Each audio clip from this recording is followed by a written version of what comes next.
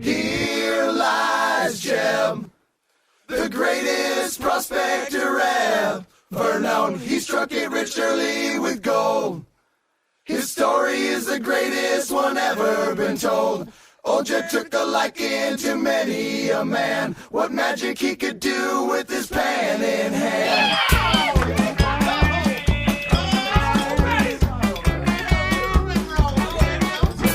This here is the story of a gritty two stumble-bum prospector named Old Jeb. Well, he once lived a life of luxury with bathing vessels and pretty-smelling perfumes. Then a time came when Old Jeb's luck just plain run out on him. So he took to the trails with his trusty lantern, his pickaxe, and a solid gold pan. When Old Jeb came to his first creek, he dug in with both hands. But for Old Jeb, this was not one of those highfalutin pan-off rivers.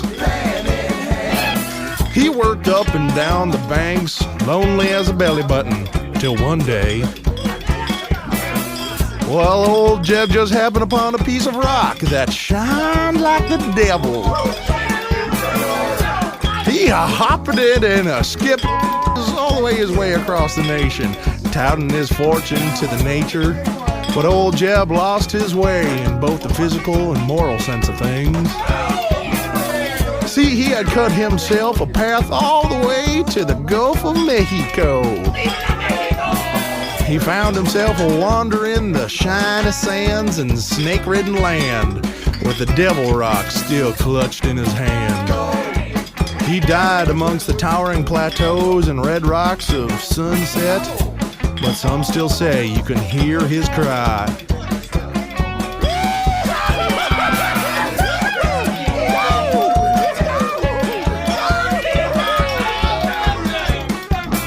Here lies Jeb, the greatest prospector ever known. Well, my name's old Cletus.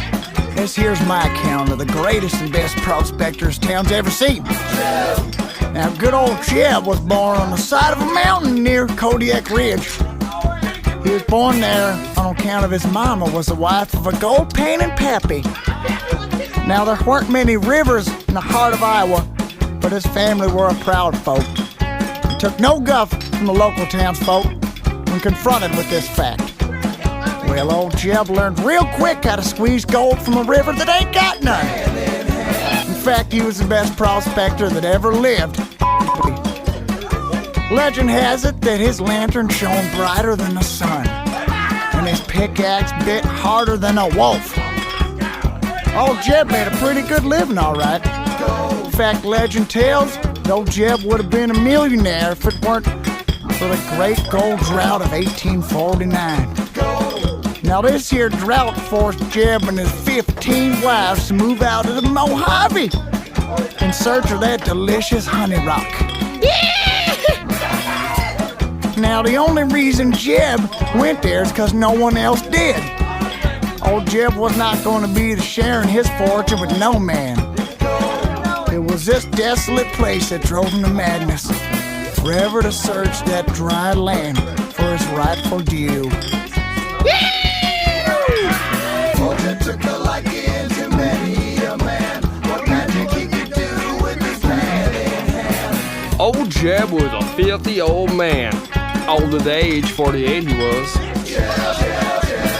People say he aged like yogurt, smelled bad, and tasted fucking horrible.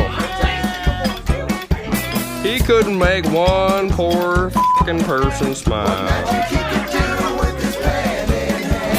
Poor soul had no friends, no kin, and nothing to call his own. It was so lonely for him.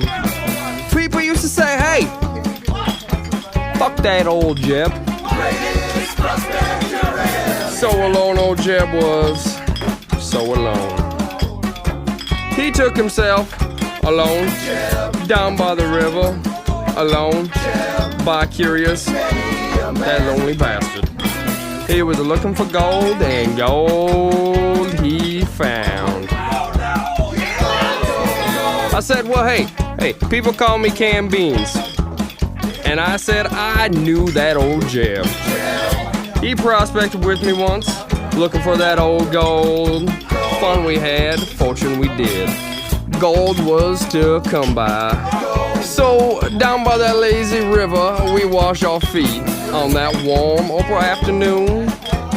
And Jed, he just done asked me, "Hey Cam Beans, why don't we get married?" I laughed. He didn't. He was serious. I think that day Jeb fell in love with me, that poor bastard. But hey, I look pretty damn good that day. Damn, I look good! Woo! Here lies Jeb, the greatest prospector ever. Burn out, he's struck it rich. Lies Jeb, the greatest prospector ever. Burn out, he's struck it rich. Early with gold. His story is the greatest one ever been told. Old Jeb took a liking to many a man. What magic he could do with his pen in hand.